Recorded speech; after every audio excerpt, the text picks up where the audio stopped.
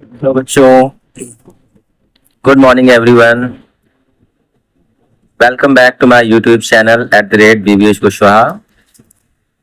बच्चों, आज हम लोग इलेक्ट्रिक चैप्टर का Ohm's law and resistance topic discuss करने वाले हैं, जिसमें हम लोग डिटेल एनालिसिस करेंगे फैक्टर्स अफेक्टिंग कंडक्टर्स रेजिस्टेंस का, और कुछ फंडामेंटल्स के बारे में डिस्कस करेंगे। So let's start.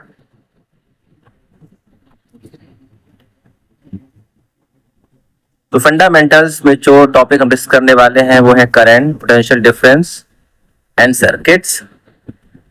तो जैसा कि हमें पता है कि इलेक्ट्रिकल करंट क्या है, it's the rate of flow of electric charge per unit time through a conductor and is also measured in ampere. So I is equal to Q by T, simple definition है electric current की। Potential difference की अगर हम बात करेंगे तो work done to move an unit charge from one point to another in conducting wire by circuit is measured in volt. So V is equal to W by Q, where W is work done and Q is charge. तो ये basic electrical concepts हैं जिन्हें समझना बहुत important है before study the Ohm's law. So now we discuss the Ohm's law, and we also establish a relationship between voltage and current, voltage और current के बीच में अब ओम्स लॉ को डिस्कस करेंगे, रिलेशन को स्टैब्लिश करके। तो अगर हम स्टेटमेंट की बात करें ओम्स लॉ की, तो सिंपल डेफिनेशन है इसकी। ओम्स लॉ क्या कहता है कि the current flowing through a conductor is directly proportional to the potential difference across its end, provided temperature and physical conditions remains constant. तो किसी भी कंडक्टर में जब करंट फ्लो होता है तो जो करंट होता है, तो जो V है is directly proportional to I, and यहां से जब हम प्रोपोर्शनैलिटी सिंबल को हटाएंगे तो यहाँ पे आएगा एक proportionally constant that is called R, और R is called the resistance of this wire. तो ये स्टेटमेंट है इसका। स्टेट्स लॉ कहता है कि वोल्टेज डायरेक्टली प्रोपोर्शनल है हमारे करंट के, या अपोजिट कह सकते हैं कि जो करंट है वो डायरेक्टली प्रोपोर्शनल है हमारे potential difference cross it's and, जब हमारे टेम्परेचर और फिजिकल कंडीशंस को हम सेम रखते हैं।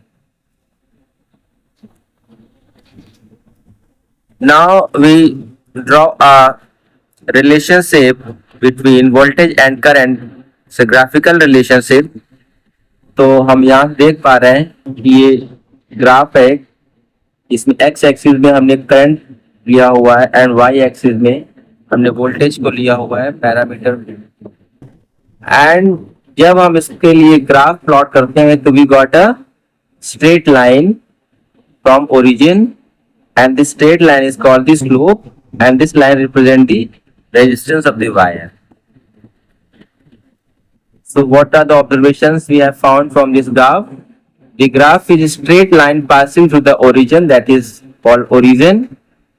This indicates that Vi is constant for a given conductor.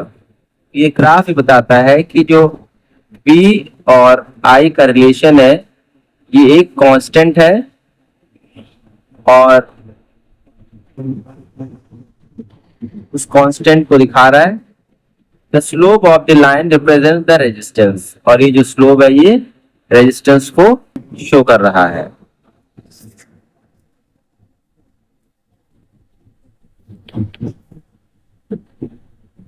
अब हम समझते हैं कि रेजिस्टेंस क्या है।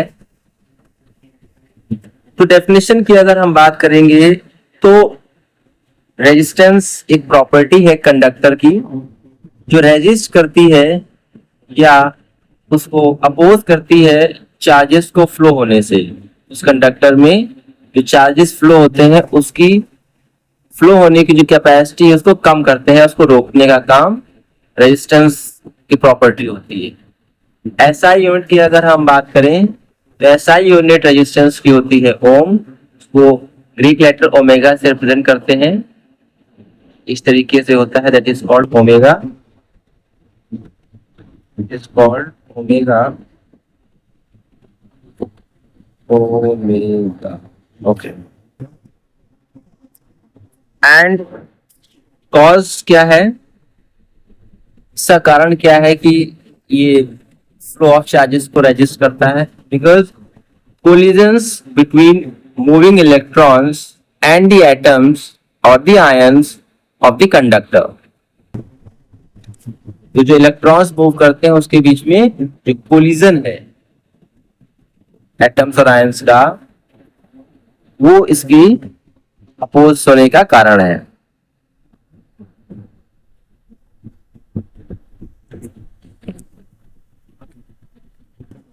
Now, students, we discuss the factors affecting the resistance. तो वो कौन कौन से कारण है जिस कारण से रेजिस्टेंस को अफेक्ट करेगा, वो कारण, वो फैक्टर्स क्या है। Why do some wire resist more than others? तो आपने देखा कि कुछ जो वायर्स होते हैं वो ज्यादा करंट को रेजिस्ट करते हैं, कुछ कम करते हैं, तो ऐसा क्यों होता है, तो लेट्स डिस्कस दिस। तो प्राइमरी फैक्टर्स, जो फैक्टर्स को अफेक्ट करेंगे रेजिस्टेंस को, तो पहला है हमारी लेंथ। तो लेंथ जो है ये डायरेक्टली प्रोपोर्शनल है, resistance is directly proportional to length L, मतलब जैसे जैसे हम लेंथ बढ़ेगी वैसे ही हमारा रेजिस्टेंस भी बढ़ता जाएगा। दूसरा है, second is area. Area is inversely proportional to cross section area. तो एरिया जो है this is resistance is inversely proportional to its cross section area. R is inversely proportional means अगर ये बढ़ेगा तो ये घटेगा, या ये बढ़ेगा तो ये घटेगा। इनवर्सली प्रोपोर्शनल मींस अगर क्रॉस सेक्शन एरिया को हम बढ़ाएंगे तो हमारा रेजिस्टेंस कम होगा, और अगर एरिया को हम कम करते हैं तो हमारा रेजिस्टेंस बढ़ जाएगा। ये इसका मेन रीजन है। नेचर की बात करेंगे तो रेजिस्टेंस डिपेंड करता है स्पेसिफिक मटेरियल, जिस मटेरियल का वो बना है उसकी रेजिस्टिविटी पर डिपेंड करता है। फोर्थ पॉइंट है temperature. Resistance usually increase with rise in temperature for metals. Metals के लिए अगर टेम्परेचर बढ़ रहा है तो हमारा रेजिस्टेंस भी बढ़ेगा। रेजिस्टेंस तरीके टेम्परेचर के इनवर्स डायरेक्टली प्रोपोर्शनल है इन केस ऑफ मेटल।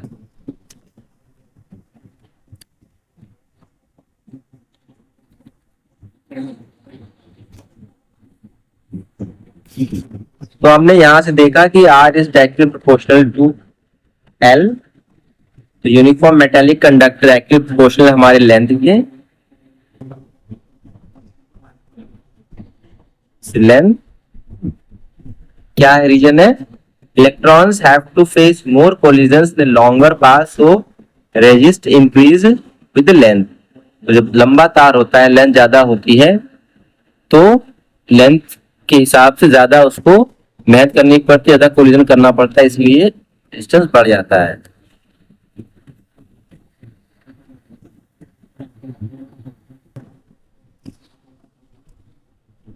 इस तरीके से देख सकते, क्रॉस सेक्शन एरिया देख पा रहे हैं, ये सीधा क्रॉस सेक्शन।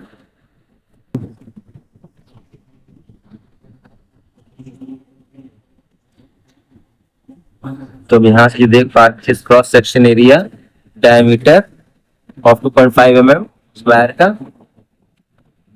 तो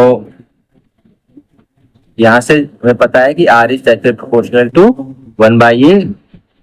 तो थिकर वायर अगर है for more electrons to pass through reducing the effective resistance. ज्यादा मोटा तार क्रॉस सेक्शन का ज्यादा स्पेस देता है और उससे इफेक्टिव रेजिस्टेंस कम हो जाता है।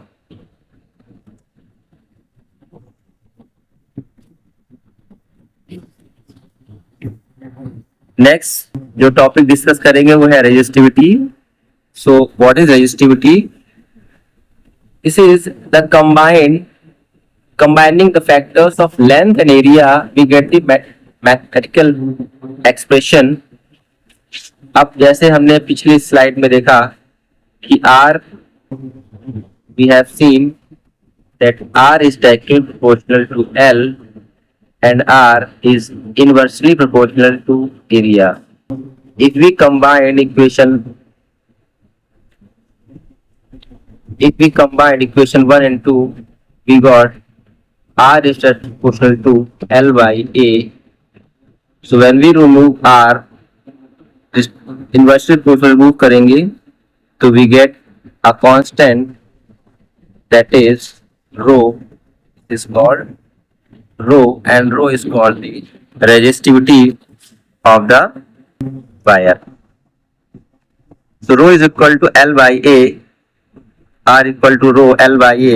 Here rho is electrical resistivity of the material and SI unit is ohm metre. इसका SI यूनिट है ओम मीटर। इसमें कि हम कुछ सर्टेन मटेरियल्स की रेसिस्टिव दे सकते हैं। आप सिल्वर की 1.6 10⁻⁸, कॉपर की 1.62 10⁻⁸, ऐसे आयरन की 10 × 10⁻⁸, निकल की 100 10⁻⁷ से इसकी रेसिस्टिविटी। ठीक है। Okay, next topic conductivity performance हम देख लेते हैं यहां से। तो सबसे अच्छा जो कंडक्टर है वो सिल्वर कहलाता है, 100% कंडक्टिविटी है इसकी। सेकेंड 95% कंडक्टर है कॉपर। उसके बाद एल्यूमिनियम 60% कंडक्टर है। आयरन हमारा 15% कंडक्टर है। So from this conductivity performance, from this graph, we have seen that silver is the best conductor, but copper or aluminium are preferred for wire due to cost and durability. तो aluminium और copper का इस्तेमाल हम इसकी durability और cost effective के कारण करते हैं मैक्सिमम।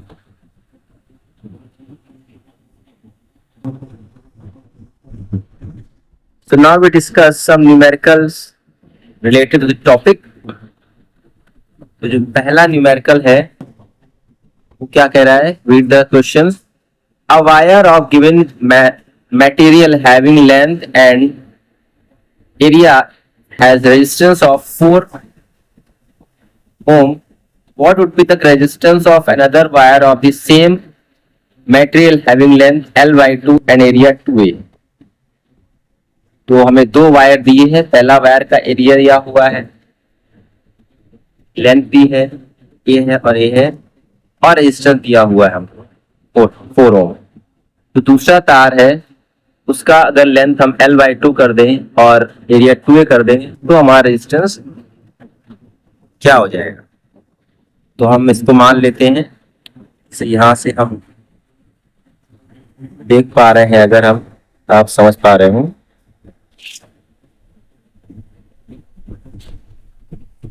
तो यहां से हम देख पा रहे हैं कि R पहले वाले वायर के लिए R1 हो जाएगा रो L by A और ये 4 ओम है। न्यू वायर के लिए R2 है, R2 is equal to L by 2 to area है, क्रॉस सेक्शन एरिया। इसको हम सिंप्लीफाई करेंगे तो 1/4 rho L by A and rho L by A की वैल्यू हमें गिवन है 4। तो 4 से 4 कैंसिल आउट हो जाएगा, we got the 1। Next wire जो होगा, दूसरा वायर, उसका जो आंसर आएगा वो 1 ओम की वायर की रेजिस्टेंस होगा। इसी तरीके से अगला जो क्वेश्चन है वो है potential difference between the terminals of electric heater A 60 volt and draw current of 4 ampere. What current will be heater draw if the potential difference is increased to 120 volt. तो हमें एक इलेक्ट्रिक हीटर है, उसके दो terminals के बीच का जो potential difference है वो 60 वोल्ट है और वो 4 एम्पियर का करंट ड्रॉ करता है। तो एक नेक्स्ट हमें करंट निकालना है जबकि पोटेंशियल डिफरेंस बढ़ करके 120 वोल्ट हो जाता है। तो हमें जैसे पता है यहां से R is equal to V by A by formula Ohm's law. तो पहले फर्स्ट कंडीशन के लिए 60 अगर वोल्ट है इसका पोटेंशियल डिफरेंस और करंट 4 एम्पियर निकालना है तो उसका रेजिस्टर जाएगा by calculation 15 Om. Second step के लिए हमें सेम रूल अपनाएंगे, यहां से हमें करंट निकालना है तो करंट इज इक्वल टू जाएगा V बाई आर। इसके लिए वोल्टेज 120 हो गया है और करंट जो निकालना वो सेम होगा तो 15 एम्पियर और we divide we got the answer 8 ampere. Second condition के लिए जो वैल्यू आएगी करंट की वो 5 एम्पियर आएगी।